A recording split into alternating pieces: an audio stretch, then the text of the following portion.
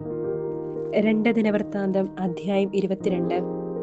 അറബികളോടുകൂടി വന്ന അക്രമി സംഘം യെഹോറാമിന്റെ മൂത്ത മക്കളെയെല്ലാം വധിച്ചതിനാൽ ജെറുസലേം നിവാസികൾ ഇളയ മകനായ അഹസിയായെ രാജാവായി വാഴിച്ചു. അങ്ങനെ യെഹോറാമിന്റെ മകൻ അഹസിയ യൂദായിൽ ഭരണം നടത്തി. ഭരണമേറ്റപ്പോൾ അഹസിയായ്ക്ക് 42 വയസ്സായിരുന്നു. അവൻ ജെറുസലേമിൽ 1 വർഷം ഭരിച്ചു. ഇസ്രായേൽ രാജാവായ ഒമ്രിയുടെ പൗത്രി അത്താലിയ ആയിരുന്നു അവന്റെ അമ്മ. മാതാവിന്റെ ദുഷ്പ്രേരണ നിമിത്തം അഹസിയ ആഹാബ് ഭവനത്തിന്റെ മാർഗത്തിൽ ചരിച്ചു.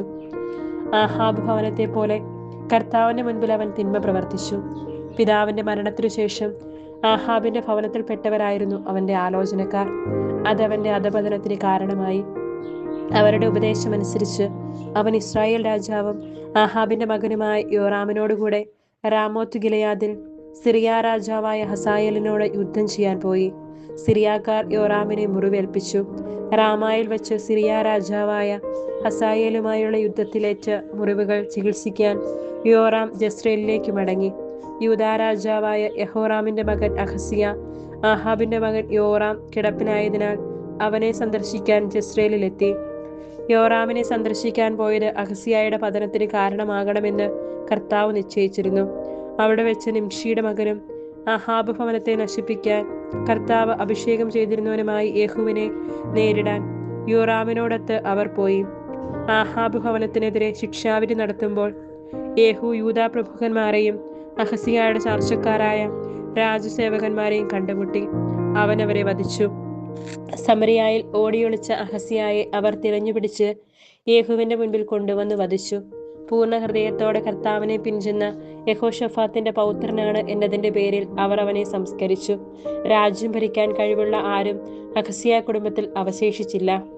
പുത്രൻ മരിച്ചെന്നറിഞ്ഞപ്പോൾ അഹസിയായുടെ മാതാവ് അത്താലിയ യൂദാ രാജകുടുംബത്തിൽപ്പെട്ട സകലനെയും വധിച്ചു. എന്നാൽ രാജകുമാരിയായ യഹോശബയത്ത് കൊല്ലപ്പെടാൻ പോകുന്ന രാജകുമാരന്മാരുടെ ഇടയിൽ നിന്ന് അഹസിയായുടെ മകൻ യോവാശിനെ എടുത്ത് ആയയോടൊപ്പം ഒരു ശയനമുറിയിൽ ഒളിപ്പിച്ചു. യഹോറാം രാജാവിന്റെ മകളും അഹസിയായുടെ സഹോദരിയും യഹോയാദ പുരോഹിതന്റെ ഭാര്യയുമായ യഹോശബയാത്ത് യോവാശിനെ ഒളിപ്പിച്ചതുകൊണ്ട് അത്താലിയായ്ക്ക് അവനെ വധിക്കാൻ കഴിഞ്ഞില്ല. 6 വർഷം അവൻ അവരോടുകൂടെ ദേവാലയത്തിൽ ഒളിവിൽ കഴിഞ്ഞു. ആ സമയം അത്താലിയ രാജ്യം ഭരിച്ചു. 2 ദിനവൃത്താന്തം അധ്യായം 23. 7-ാം വർഷം യഹോയാദ പുരോഹിതൻ ശതാധിപന്മാരായ ജെറോഹാമിന്റെ മകൻ അസറിയ, യഹോഹനാന്റെ മകൻ ഇസ്മായേൽ, ഓബദിന്റെ മകൻ അസറിയ, അദായയുടെ മകൻ മാസയ, സിക്രിയുടെ മകൻ എലിഷഫാത്ത് എന്നിവരുമായി ധൈര്യപൂർവ്വം ഉടമ്പടി ചെയ്തു. അവർ യൂദായിലെങ്ങും സഞ്ചരിച്ച് നഗരങ്ങളിൽ നിന്ന് ലേവ്യരെയും ഇസ്രായേൽ കുടുംബത്തലവന്മാരെയും ജെറുസലേമിൽ വിളിച്ചുകൂട്ടി. സമൂഹം മുഴുവൻ ദേവാലയത്തിൽ വെച്ച് രാജാവുമായി ഒരു ഉടമ്പടി ചെയ്തു. യഹോയാദ അവരോട് പറഞ്ഞു, ഇതാ രാജപുത്രൻ, ദാവീദിന്റെ സന്തതിയെക്കുറിച്ച് കർത്താവ് അരുളി ചെയ്തിരിക്കുന്നത് പോലെ ഇവൻ രാജാവായി വാഴട്ടെ. നിങ്ങൾ ചെയ്യേണ്ടത് ഇതാണ്: സാപത്തിൽ തവണ മാറി വരുന്ന പുരോഹിതന്മാരിലും ലേവ്യരിലും 1/3 ഭാഗം ദേവാലയ വാതിൽക്കൽ കാവൽ നിൽക്കണം. 1 ഭാഗം രാജകൊട്ടാരം കാക്കണം. 3-ാമത്തെ ഭാഗം അടിസ്ഥാന കവാടത്തിൽ നിലയുറപ്പിക്കണം. ജനം ദേവാലയ അങ്കണത്തിൽ നിൽക്കട്ടെ. പുരോഹിതന്മാരും ശുശ്രൂഷ നടത്തുന്ന ലേവ്യരുമൊഴികെ ആരും കർത്താവിന്റെ ആലയത്തിൽ പ്രവേശിക്കരുത്. അവർ ശുദ്ധിയുള്ളവരായതിനാൽ അവർക്ക് പ്രവേശിക്കാം. എന്നാൽ ജനം കർത്താവിന്റെ നിബന്ധനകൾ അനുസരിച്ച് പുറത്തു തന്നെ നിൽക്കണം. ലേവ്യർ ആയുധമേന്തി രാജാവിന് ചുറ്റും നിലകൊള്ളണം. അകത്ത് ആരെങ്കിലും കടന്നാൽ അവനെ കൊല്ലണം. അവർ സദാ രാജാവിനോടൊപ്പം ഉണ്ടായിരിക്കണം. ലേവ്യരും യൂദാ നിവാസികളും യഹോയാദയുടെ നിർദ്ദേശമനുസരിച്ച് പ്രവർത്തിച്ചു. സാപത്തിൽ ശുശ്രൂഷയുടെ തവണ കഴിഞ്ഞവരും തവണ തുടങ്ങുന്നവരുമായി എല്ലാവരെയും അവർ കൊണ്ടുവന്നു. കാരണം യഹോയാദ പുരോഹിതൻ ആരെയും വിട്ടയച്ചില്ല. ദേവാലയത്തിൽ സൂക്ഷിച്ചിരുന്ന ദാവീദ് രാജാവിന്റെ കുന്തങ്ങളും ചെറുതും വലുതുമായ പരിചകളും എടുത്ത് യഹോയാദ നായകന്മാരെ ഏൽപ്പിച്ചു. തെക്കേ അറ്റം മുതൽ വടക്കേ അറ്റം വരെ ബലിപീഠത്തിനും ആലയത്തിനു ചുറ്റും ജനങ്ങളെ ആയുധസജ്ജരാക്കി കാവൽ നിർത്തി. അനന്തരം അവൻ രാജകുമാരനെ പുറത്തു കൊണ്ടുവന്ന് കിരീടം ധരിപ്പിച്ചു. അധികാരപത്രവും നൽകി. അവർ അവനെ രാജാവായി പ്രഖ്യാപിച്ചു. യഹോയാദയും പുത്രന്മാരും ചേർന്ന് അവനെ അഭിഷേകം ചെയ്തു. രാജാവ് നീണാൾ വാഴട്ടെ എന്ന് അവർ ആർത്തു വിളിച്ചു. ജനം ഓടിക്കൂടി രാജാവിനെ സ്തുതിക്കുന്നതിന്റെ ആരവം കേട്ട് അത്താലിയ കർത്താവിന്റെ ആലയത്തിൽ അവരുടെ അടുത്തേക്ക് ചെന്നു. ദേവാലയ കവാടത്തിൽ സ്തംഭത്തിന് സമീപം രാജാവ് നിൽക്കുന്നത് അവൾ കണ്ടു. സേനാനായകന്മാരും കാഹളമൂരുന്നവരും രാജാവിന്റെ അടുത്ത് നിന്നിരുന്നു. ജനമെല്ലാം ആഹ്ലാദഭരിതരായി കാഹളം മുഴക്കിക്കൊണ്ടിരുന്നു. ഗായകർ സംഗീതോപകരണങ്ങളുമായി ആഘോഷത്തിന് നേതൃത്വം നൽകി. അത്താലിയ വസ്ത്രം കീറി രാജദ്രോഹം, രാജദ്രോഹം എന്ന് വിളിച്ചു പറഞ്ഞു. യഹോയാദ പുരോഹിതൻ സേനാധിപന്മാരെ വിളിച്ചു പറഞ്ഞു, അവളെ സൈന്യനിരകളുടെ ഇടയിലൂടെ പുറത്തു കൊണ്ടുവരുവിൻ. ആരെങ്കിലും അവളെ അനുഗമിച്ചാൽ അവനെ വാളിനിരയാക്കുവിൻ. അവൻ തുടർന്നു, അവളെ കർത്താവിന്റെ ആലയത്തിൽ വെച്ച് കൊല്ലരുത്. അവർ അവളെ പിടിച്ചു കൊട്ടാരത്തിന്റെ അശ്വകവാടത്തിങ്ങൾ കൊണ്ടുവന്ന് വധിച്ചു. തങ്ങൾ കർത്താവിന്റെ ജനമായിരിക്കുമെന്ന് യഹോയാദായും ജനവും രാജാവും ഉടമ്പടി ചെയ്തു. ജനമെല്ലാം കൂടി ബാലിന്റെ ആലയത്തിൽ കടന്ന് അത് തകർത്തു. അവന്റെ ബലിപീഠങ്ങളും വിഗ്രഹങ്ങളും തച്ചുടച്ചു. ബാലിന്റെ പുരോഹിതനായ മത്താനെ ബലിപീഠത്തിന് മുൻപിൽ വെച്ച് വധിച്ചു.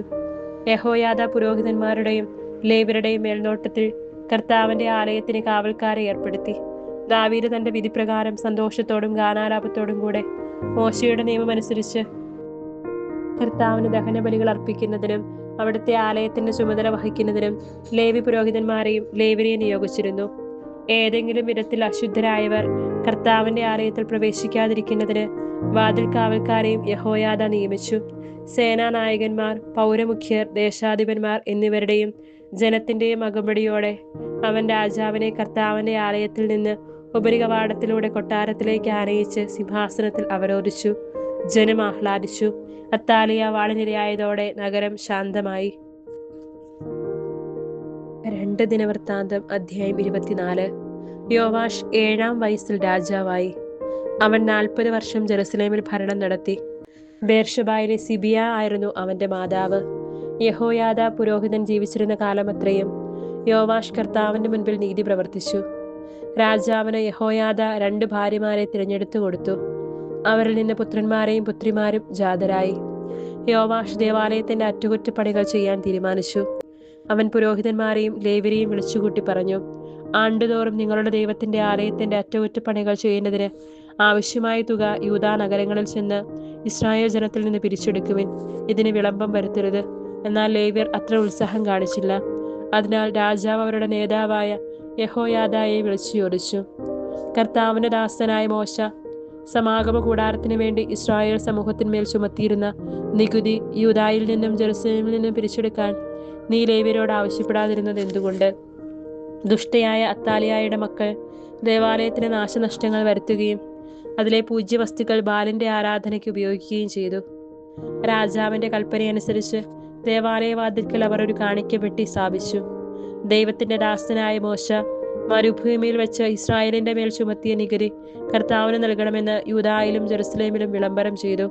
പ്രഭുക്കന്മാരും ജനവും സന്തോഷപൂർവ്വം നികുതി ദ്രവ്യം കൊണ്ടുവന്ന പെട്ടി നിറയുവോളം നിക്ഷേപിച്ചു.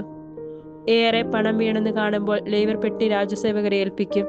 രാജാവിന്റെ കാര്യവിചാരകനും പ്രധാന പുരോഹിതന്റെ സേവകനും കൂടി പണമെടുത്തിട്ട് പെട്ടി പൂർവ്വസ്ഥാനത്ത് കൊണ്ടുവന്ന് വെക്കും. ദിവസേന ഇങ്ങനെ ചെയ്ത് അവർ ധാരാളം പണം ശേഖരിച്ചു. രാജാവും യഹോയാദായും അത് കർത്താവിന്റെ ആലയത്തിലെ ജോലിയുടെ ചുമതല വഹിക്കുന്ന ആളിനെ ഏൽപ്പിച്ചു. അവർ കർത്താവിന്റെ ആലയം പുനരുദ്ധരിക്കാൻ കൽപ്പണിക്കാർ, മരപ്പണിക്കാർ, ഇരുമ്പുപണിക്കാർ, പിച്ചളപ്പണിക്കാർ എന്നിവരെ നിയോഗിച്ചു. അവർ ഉത്സാഹപൂർവ്വം പണി ചെയ്തതിനാൽ പണി പുരോഗമിച്ചു. അങ്ങനെ ദേവാലയം പൂർവ്വസ്ഥിതി പ്രാപിച്ചു ബലവത്തായി. പണി തീർന്നപ്പോൾ ബാക്കി വന്ന തുക അവർ രാജാവിനെയും യഹോയാദായെയും ഏൽപ്പിച്ചു. അവർ അത് കർത്താവിന്റെ ആലയത്തിലെ ശുശ്രൂഷയ്ക്കും ദഹനബലിക്കും ആവശ്യമായ ഉപകരണങ്ങൾ, സുഗന്ധദ്രവ്യത്തിനുള്ള താലങ്ങൾ, പൊന്നും വെള്ളിയും കൊണ്ടുള്ള പാത്രങ്ങൾ എന്നിവ നിർമ്മിക്കാൻ ഉപയോഗിച്ചു. യഹോയാദായുടെ ജീവിതകാലം അത്രയും കർത്താവിന്റെ ആലയത്തിൽ ദഹനബലികൾ മുടങ്ങാതെ അർപ്പിച്ചു പോന്നു. യഹോയാദ പൂർണ്ണ വാർദ്ധക്യത്തിലെത്തി മരിച്ചു. മരിക്കുമ്പോൾ അവന് 130 വയസ്സായിരുന്നു. അവൻ ദൈവത്തെയും അവിടുത്തെ ആലയത്തെയും പ്രതി ഇസ്രായേലിൽ ഏറെ നന്മ ചെയ്തതിനാൽ അവർ അവനെ ദാവീദിന്റെ നഗരത്തിൽ രാജാക്കന്മാരുടെ ഇടയിൽ സംസ്കരിച്ചു. യഹോയാദായുടെ മരണത്തിന് ശേഷം യൂദാ പ്രഭുക്കന്മാർ യോവാഷിനെ വന്നു കണ്ട് അഭിവാദനങ്ങൾ അർപ്പിച്ചു. രാജാവ് അവർ പറഞ്ഞത് കേട്ടു. തങ്ങളുടെ പിതാക്കന്മാരുടെ ദൈവമായ കർത്താവിന്റെ ആലയം ഉപേക്ഷിച്ച് അവർ വിഗ്രഹങ്ങളെയും അക്ഷേര പ്രതിഷ്ഠകളെയും സേവിച്ചു തുടങ്ങി. അവരുടെ അകൃത്യ നിമിത്തം യൂദായുടെയും ജെറുസലേമിന്റെയും മേൽ ദൈവകോപമുണ്ടായി. അവരെ തിരികെ കൊണ്ടുവരാൻ കർത്താവ് അവരുടെ ഇടയിലേക്ക് പ്രവാചകന്മാരെ അയച്ചു. പ്രവാചകന്മാർ അവരുടെ തെറ്റ് ചൂണ്ടിക്കാണിച്ചു. എന്നാൽ അവർ അത് വകവെച്ചില്ല. യഹോയാദാ പുരോഹിതന്റെ മകൻ സക്കറിയായുടെ മേൽ ദൈവത്തിന്റെ ആത്മാവ് വന്നു. അവൻ ജനത്തെ അഭിസംബോധന ചെയ്ത് പറഞ്ഞു, ദൈവം അരുളി ചെയ്യുന്നു, കർത്താവിന്റെ കൽപ്പനകൾ ലംഘിച്ച് നിങ്ങൾക്ക് തന്നെ അനർത്ഥം വരുത്തുന്നത് എന്ത്? നിങ്ങൾ കർത്താവിനെ ഉപേക്ഷിച്ചതിനാൽ അവൾ നിങ്ങളെ ഉപേക്ഷിച്ചിരിക്കുന്നു. എന്നാൽ അവർ സക്രിയായ്ക്കെതിരെ ഗൂഢാലോചന നടത്തി. രാജകൽപ്പന പ്രകാരം അവർ അവനെ ദേവാലയാങ്കണത്തിൽ വെച്ച് കല്ലെറിഞ്ഞു കൊന്നു. യോവാഷ് രാജാവ് യഹോയാദ തന്നോട് കാണിച്ച ദയ വിസ്മരിച്ച് അവന്റെ മകനായ സക്രിയായെ വധിച്ചു. മരിക്കുമ്പോൾ അവൻ പറഞ്ഞു, കർത്താവ് ഇത് കണ്ട് പ്രതികാരം ചെയ്യട്ടെ. വർഷാവസാനത്തിൽ സിറിയ സൈന്യം യോവാഷിനെതിരെ വന്നു. അവർ യൂദായിലെയും ജെറുസലേമിലെയും ജനപ്രമാണികളെ വധിച്ചു. അവരുടെ വസ്തുവകകൾ കൊള്ള ചെയ്തു ദമാസ്കസ് രാജാവിന് കൊടുത്തു. സിറിയ സൈന്യം എണ്ണത്തിൽ കുറവായിരുന്നെങ്കിലും പിതാക്കന്മാരുടെ ദൈവമായ കർത്താവിനെ പരിത്യജിച്ചതിനാൽ യൂദായുടെ വലിയ സൈന്യത്തെ അവിടുന്ന് അവരുടെ കയ്യിൽ ഏൽപ്പിച്ചു. അങ്ങനെ അവർ യോവാഷിന്റെ മേൽ ശിക്ഷാവിധി നടത്തി. യോവാഷിനെ ദാരുണമായി മുറിവേൽപ്പിച്ചു. ശത്രുക്കൾ പോയി കഴിഞ്ഞപ്പോൾ സേവകന്മാർ ഗൂഢാലോചന നടത്തി അവനെ കിടക്കയിൽ വെച്ച് വധിച്ചു. അങ്ങനെ അവർ യഹോയാദ പുരോഹിതന്റെ മകന്റെ രക്തത്തിന് പ്രതികാരം ചെയ്തു. യോവാഷ് മരിച്ചു. അവർ അവനെ ദാവീദിന്റെ നഗരത്തിൽ സംസ്കരിച്ചു, എന്നാൽ രാജാക്കന്മാരുടെ കല്ലറയിലല്ല. അവനെതിരെ ഗൂഢാലോചന നടത്തിയവർ അമോന്യനായ ഷിമയാത്തിന്റെ മകൻ സാബാദും മൊവാബിയായ ഷിമ്രിത്തിന്റെ മകൻ യഹോസാബാദുമാണ്. യോവാഷിന്റെ പുത്രന്മാരുടെ വിവരങ്ങൾ: അവനെതിരെയുണ്ടായ അനേകം അരുളപ്പാടുകൾ, ദേവാലയ പുനർനിർമ്മാണം എന്നിവ രാജാക്കന്മാരുടെ പുസ്തകത്തിന്റെ ഭാഷ്യത്തിൽ രേഖപ്പെടുത്തിയിട്ടുണ്ട്. അവന്റെ പുത്രൻ അമസിയ രാജാവായി.